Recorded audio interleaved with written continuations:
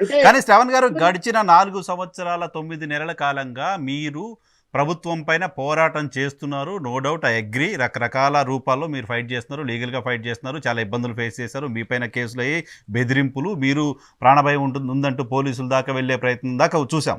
ఇవన్నీ చూస్తున్న క్రమంలో, ఇవన్నీ మాట్లాడుతున్న క్రమంలో జడ శ్రవణ్ కుమార్ అనే వ్యక్తి ఇంకో పార్టీ కోసం పనిచేస్తున్నారు లాంటి ఇంప్రెషనే ఉంది తప్ప, జడ శ్రవణ్ కుమార్ గారు జై భీమ్ భారత్ పార్టీ అధ్యక్షుడు అనే ఇంప్రెషన్ తీసుకురావడంలో మీరేమైనా ఫెయిల్ అయ్యారు అని చెప్పని అనుకుంటున్నారా? నరసింహరావు గారు, నేను I have to confess certain things openly.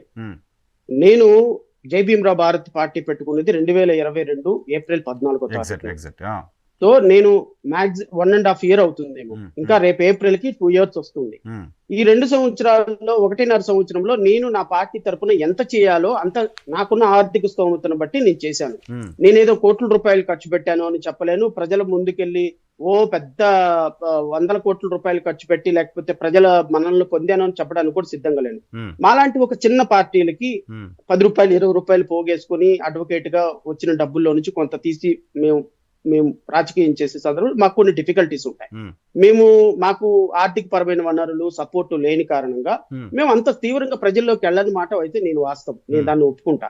అయితే వ్యక్తిగా కానీ లేకపోతే నాతో నడిచేటువంటి చాలా మంది అతి సామాన్యులు, ఆటో డ్రైవర్లు, ఆర్ఎంపీ డాక్టర్లు, సెక్యూరిటీ గార్డులు, చిన్న చిన్న కారు డ్రైవర్లు, ఇలాగా నాతో పాటు ఎమ్మెల్యేలుగా పోటీ చేస్తాము అని నుంచున్న వాళ్ళ ఒక 125 మంది వరకు వీళ్ళందరూ ఎమ్మెల్యేలుగా నుంచుంటామన్నాను నన్ను నమ్మి వచ్చిన వాళ్ళు.